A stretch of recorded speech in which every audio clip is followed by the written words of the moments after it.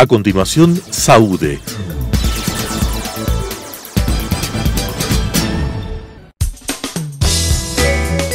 Clasificación A. Apto para todo público.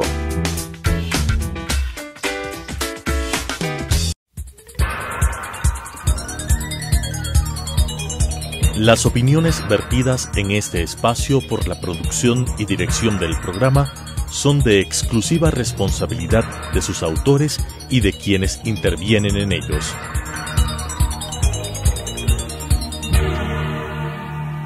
Telesucesos Canal 29 UHF presenta Saúde, Cirugía Plástica y Láser, una visión actual del mundo de la cirugía plástica desde un punto de vista ético con la conducción del doctor Fabián Hidrobo. Saúde. Buenos días, amigos televidentes, soy el doctor Fabián Hidrobo. Esta semana nuevamente con nuestro invitado, el doctor José Letor, otorrinolaringólogo del Hospital Metropolitano, que nos viene a hablar un poco sobre rinoplastia. Gracias, Pepe, por tu presencia. Gracias a ti por la invitación. Bueno, cuéntanos, desde qué punto de vista de la otorrino, ¿cómo ves la nariz? Es decir, siempre yo digo con los pacientes, no es solamente hacer la parte estética bonita, la nariz, si no respira, o tiene los cornetes hipertróficos o el paciente. Yo creo que hay una relación interesante entre lo estético y lo funcional, ¿no? Sí, yo pienso que actualmente tomar por separado la parte funcional y la parte estética de la nariz no tiene sentido. Como dice Fabián, hay muchas técnicas muy variadas para dejar bonita una nariz, pero algunas técnicas pueden dejar bonita una nariz, pero no funcional. ¿Qué sacamos nosotros con una bonita nariz, pero que no funciona? Entonces, un poco la integración de estos dos principios, funcional y estético, nos va a garantizar el éxito de una rinoplastia. ¿Tú cómo le ves? O sea, el problema, digamos, cuando uno hace una rinoplastia es a veces corregir el tabique, pero no solamente eso hay. O sea, ¿ustedes qué nomás ven cuando hacen una parte funcional de una nariz? Es decir, cornetes, ¿qué deberías tú? Sí, siempre antes de una rinoplastia entra el punto funcional, aunque normalmente cuando un paciente viene donde el otorrino, siempre hay un fondo un poco funcional que debemos tratar, pero hay que tomar en cuenta problemas del tabique, problemas de los cornetes, problemas alérgicos que van a complicar la parte funcional de la nariz. Inclusive hay que tomar en cuenta que cuando uno hace una rinoplastia y en el examen previo ve que hay un desvío del tabique que no es obstructivo, cuando hacemos la rinoplastia, este problema que no daba síntomas puede volverse sintomático y después de la cirugía puede ser un problema. Es decir, hay que tratar problemas del tabique, aunque previamente a la cirugía no le den obstrucción. Sí, correcto. O sea, yo creo que todos mis pacientes, cuando voy a hacer una rinoplastia, pido una tomografía porque, como dices tú, el paciente tiene un desvío que no tiene sintomatología, haces una rinoplastia estética, y el paciente empieza a no respirar y dices, ¿por qué será? Es porque tenía desviado un tabique, hiciste una osteotomía o cualquier cosa así, y el paciente tiene un déficit de respiración. Así es. Yo creo que hay que conocer la anatomía de la nariz por fuera y por dentro. Correcto. Antes de hacer una cirugía plástica. Y yo creo que eso es el éxito de un buen cirujano plástico y de un otorrino que está haciendo también la parte estética. Claro, correcto. Esa es la parte que hay que tener un poco en cuenta. Y estas nuevas técnicas que veo que están proliferando con los hilos, con los rellenos de la nariz, ¿qué piensas al respecto? A ver, yo pienso... Deben haber llegado muchos casos, digo, como nos llegan a nosotros, a ustedes. Esta rinoplastia de consultorio que se hace con los hilos famosos rusos o con los rellenos, tienen el problema que son cuerpos extraños que se están poniendo en la nariz, que están ejerciendo un vector de presión que termina por dañar las estructuras internas. Como tú dices, nos ha tocado sacar estos hilos, sacar estos rellenos, es muy complicado, nos toca reconstruir la nariz. Yo pienso que si alguien quiere hacerse un cambio en su nariz, busque soluciones más definitivas a largo plazo y seguras. Sobre todo porque cuando uno saca esos rellenos en la punta, a veces ahí está tan pegado a la piel que puede haber una necrosis de la piel cuando tú estás sacando, es decir, el riesgo que uno corre con estos problemas. Y además son resultados que en 2, 3, 6 meses están otra vez con la punta caída, ancha la nariz, porque realmente lo que estás haciendo es poner elementos extraños, pero no estás haciendo una remodelación interna, que es lo que interesa. Sí, hay que tomarle a la nariz como el auto, que uno levante el capó, cambia por dentro la forma y coloque el capó. Es decir, si nosotros queremos cambiar algo por dentro sin modificar la estructura, la base, nunca vamos a tener un resultado. ¿Qué opinas tú de la rinoplastia interna, la externa con el corte, la que se hace por dentro? Yo creo que todos tenemos que saber hacer de todo, pero ¿qué opinas tú? Un poco, porque en Estados Unidos veo que los congresos que uno asiste cada cierto tiempo siempre están hablando de la exorinoplastia, de la que tiene abertura.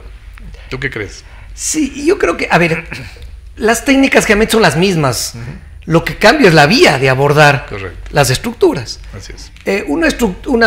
Yo hago mucho externa porque estoy más tranquilo viendo las estructuras que voy a cambiar, viendo el cambio que estoy haciendo.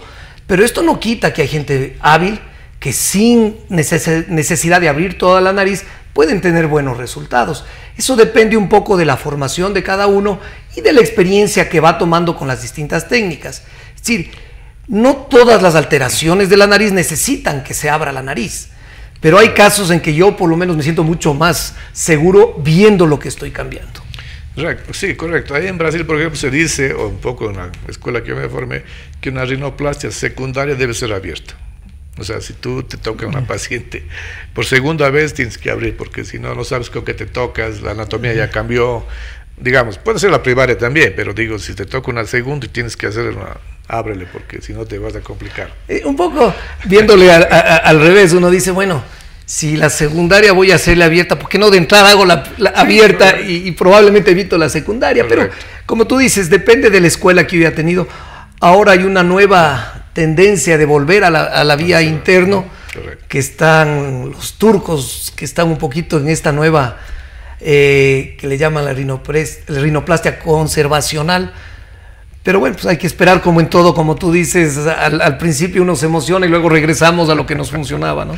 Tenemos unas fotos para ver sobre algunos casos de José y podemos ir hablando al respecto sobre los casos. Háblanos, por favor.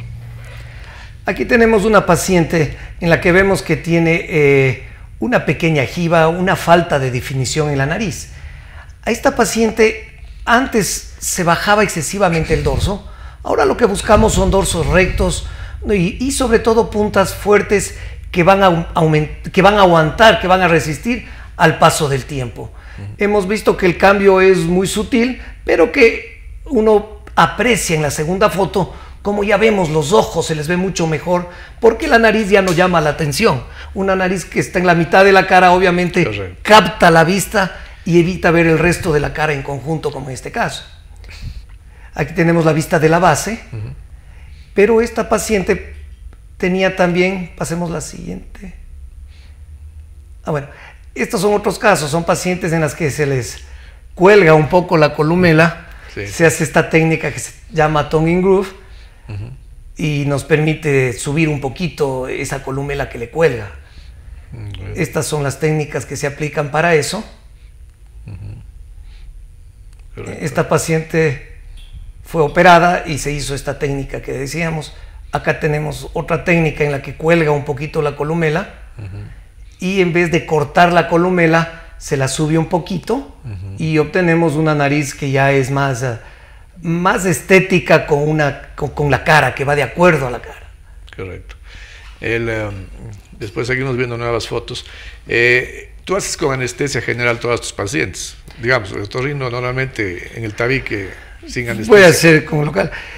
Sí, yo hago con general porque por lo general uno no quiere estar presionado en esta cirugía. Correcto. Ni porque la paciente sienta algo, ni por el tiempo que pueda tomar la cirugía. Correcto. Una rinoplastia, yo he visto propagandas en 20 minutos le operamos la nariz, en media hora le operamos la nariz.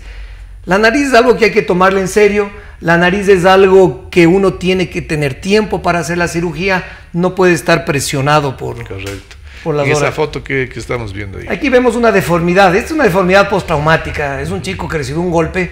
Obviamente esta deformidad en el colegio con sus amigos le va a causar problemas de tipo psicológico. Claro, correcto. No podemos a un paciente así dejarle con la nariz torcida. Sin duda. Al mismo tiempo, obviamente, se corrige la giba y se le deja una nariz varonil, pero obviamente ya no llama la atención, que es lo que buscamos nosotros. Correcto. Aquí tenemos otro. Esta es una paciente que tiene desviada la nariz hacia la derecha. Aquí un poquito el compromiso es en poner la nariz recta, pero también mejorar el aspecto estético. Es inconcebible operar un tabique sin enderezar una nariz. Correcto. Y de hecho veo pacientes que desafortunadamente pueden ser colegas nuestros que le operan el tabique y no le enderezan la nariz. Esa paciente no va a respirar y obviamente el aspecto estético también nos afecta. Claro. En esto aplicamos técnicas de sacarle también la giba en una forma asimétrica para que obtengamos al final una nariz recta. Ese es un video. Y este es el resultado. Le enderezamos la nariz, pero aparte de eso obtenemos, igual, se ve como resaltan los ojos una vez que la nariz, obtenemos una nariz recta y una paciente satisfecha. Correcto. En ese tipo de pacientes, por ejemplo, como estos, obviamente, como dices tú, el tiempo no interesa, pero tampoco me parece que debes de demorarte más de 2 horas y media, porque hay veces, oigo, colegas se demoran 7, 8 horas en la nariz, ¿no? Me parece exagerado. ¿Qué opinas tú? A ver, yo pienso, o sea, depende de cada uno y depende del caso. Correcto. Hay casos que en media hora, 40 minutos uno puede solucionar, pero casos complicados que generalmente nos llegan a nosotros sí nos toma 2 horas y media. Sí, que es lo normal. 3 horas y revisiones en las que hay que colocar cartílagos de la oreja, a veces de la costilla, pueden tomar un poco más. Eso sí es cierto. Un poco el mensaje es que El tengan tiempo, cuidado de estas ofertas de cirugías de 30 a 40 minutos que probablemente no tengan los resultados que esperarían. Claro, y a veces hechos en el consultorio, que oímos que les fracturan los huesos con los dedos, que tú dices, o sea, ¿cómo? ¿Qué fuerza, no? Porque si hay un colega que les hipnotiza así, ¿no? y les opera la rinoplastia bajo hipnosis, ¿Así? Pues no sé cómo les dirá. Son cosas nuevas. Alguna vez estaba en París y un colega de Guayaquil, que es el famoso que hace la fractura, me invitó a ver la cirugía de él. Realmente él hace una fractura del tercio inferior de la nariz, pero realmente con la mano sí fractura, ¿sabes? Pero él te muestra la tomografía con una perfecta nariz, una fractura así como con cincel realmente. Entonces te dice, mira cómo queda. Pero, o sea, esas cosas son medio folclóricas, diría yo. Mientras más podamos controlar nuestros gestos, es mejor para el resultado. Claro, porque obviamente una fractura, digamos, de nariz, tiene que ser una fractura de toda la base, de los huesos propios, en fin, no puede ser solamente una fractura de... No, tiene que ser bien controlado para saber por dónde vamos a fracturar la nariz. Correcto. La parte, por ejemplo, funcional, hacemos cirugías con Pepe, algunos de nuestros pacientes, y ya no pones tapones. ¿Qué es eso? Yo todos los pacientes que van, doctor, por favor, no me ponga, porque a mí me pusieron, cuando yo me operé hace 20 años, me pusieron 8 días. Cuéntanos un poco de eso. Sí, yo hasta hace algunos años poníamos tapones, ¿no? Correcto. Cada vez íbamos dejando menos tiempo los tapones. Correcto. Y me daba cuenta que siempre el problema era la sacada de los tapones. Sí. Era como la pesadilla del paciente, era, ¿qué va a pasar cuando me saquen los tapones? Entonces vimos un poco igual en congresos que la gente cada vez usaba menos los tapones, y analizando un poco esto me di cuenta que el tapón lo que hace es inflama la nariz. Entonces la inflamación de la nariz provoca sangrado y provoca dolor. Correcto. Entonces ya desde hace algunos años no ponemos tapones, el paciente está más contento y los sangrados han sido mucho menores. Yo pienso que en más del 98, 99% no necesitamos colocar tapones, y en muy pocas veces ha tocado poner los tapones. Y además tienes el dispositivo de esos tubos, que tienen, digamos, las placas que tienen unos tubos que el paciente respira, ¿no? Sí, eso ha ayudado mucho también, porque son unas placas de un material, de un silicón muy suavito. Correcto. Que se llaman silicón quirúrgico, que aparte de la placa tiene unos tubos que le van a permitir respirar. Entonces, aparte de mantener todo en su sitio, el paciente puede respirar y no hay el dolor de la sacada de los tapones. Porque yo creo que lo que más a veces los pacientes preguntan, doctor, el tapón cuántos días y yo no respiraba. O sea, nadie se queja de dolor de la cirugía, sino se queja de la molestia, de que no respiraba, de que no siente el sabor, de que duerme con la boca abierta. Todo eso se va un poco con esas placas, ¿no? Sí, yo viví hace muchos años una cirugía de nariz y el recuerdo de la sacada de tapones está ahí vivo, es decir, fue algo que... Entonces yo creo que ya con Fabián la idea de no colocar tapones va a ayudar mucho a que no sea... la experiencia de la rinoplastia no sea tan molestosa. Sí, sabes que es una de las cosas que todo el mundo, lo primero que te dicen es, o sea, no tengo miedo de la cirugía, sino del tapón. Qué interesante, ¿no? La sí, gente. Y van evolucionando. Sí. Por ejemplo, el instrumental mismo que utilizamos es mucho más fino. Más fino. Entonces el edema que produce es mucho menor. Claro, ya no sé. Antes eran instrumentos muy fuertes, muy agresivos, ahora son más finos, más delicados. Entonces el tejido blando que se golpea es mucho menos. Sí. Entonces hemos visto que también el edema es menor. El problema de las pacientes, por ejemplo, que son reoperadas 2, 3, 4, 5 veces por problemas estéticos, funcional o lo que sea, es un problema que te debe llegar frecuentemente a tu consultorio igual. Son pacientes que tienen muchas fibrosis. Cuando tú, digamos, sacas cartílagos, haces tú ese tipo de cirugías, obviamente, de costilla, ¿cuándo haces ese tipo de intervención? Hay ocasiones en que pacientes han sido ya operados de una rinoplastia y en la cirugía o cirugías anteriores pues ya se ha sacado toda la principal fuente de injertos, que es el tabique. Correcto. Cuando ya no tenemos ese injerto, tenemos la siguiente opción, es el cartílago del pabellón de la oreja. Este cartílago se lo saca y no se nota, no queda ninguna secuela en la oreja. Correcto. Y es un buen material para reconstruir. Otro es el trago, esta partecita de aquí de la oreja, que también es una buena fuente de cartílagos. Y si esas dos cosas ya no tenemos, el siguiente es el cartílago de la costilla, que es excepcional. Correcto. Además porque es un buen cartílago, pero el paciente tiene bastantes molestias a veces para recuperarse, ¿no?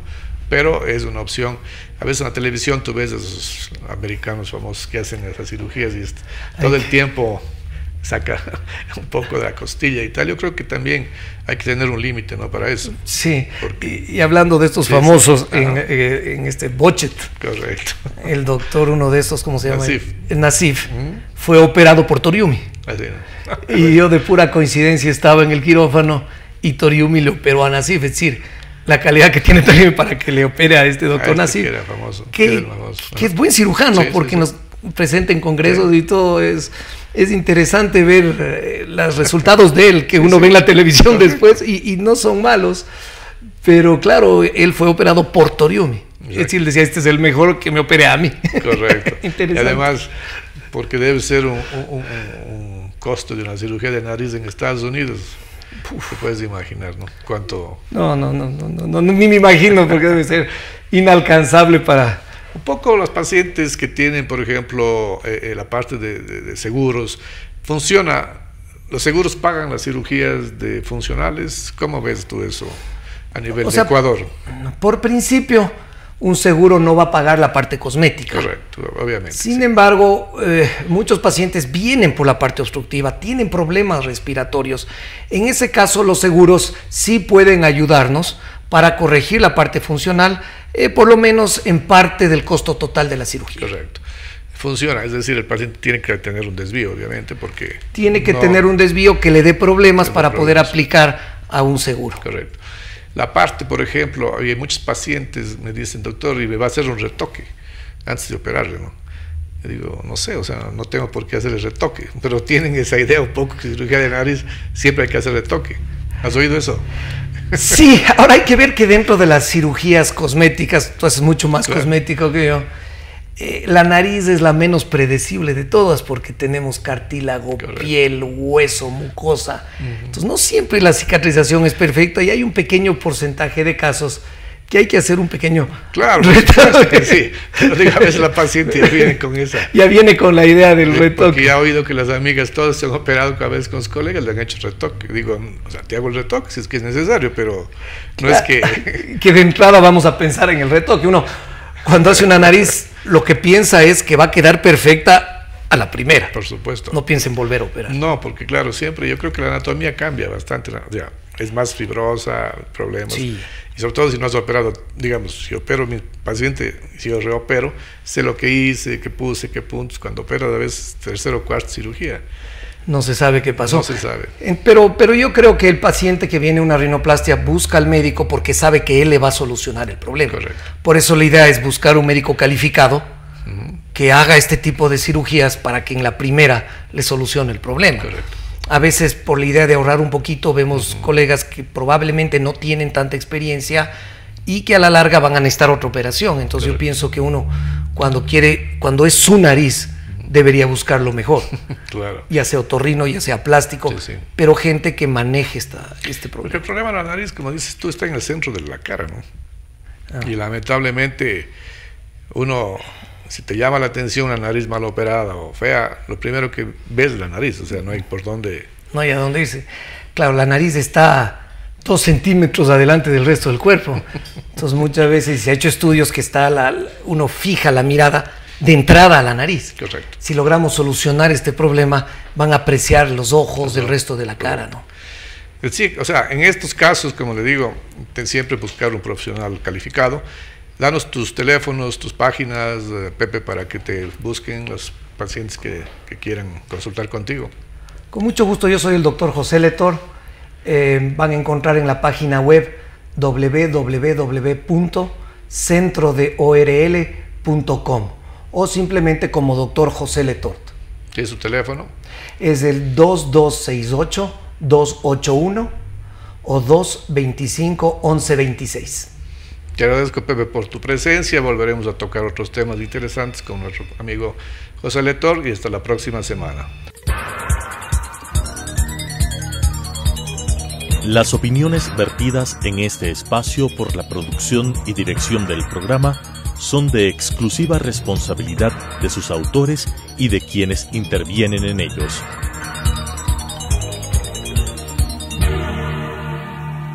Telesucesos Canal 29 UHF presentó Saúde, Cirugía Plástica y Láser, una visión actual del mundo de la cirugía plástica desde un punto de vista ético con la conducción del doctor Fabián Hidrobo. Saúde.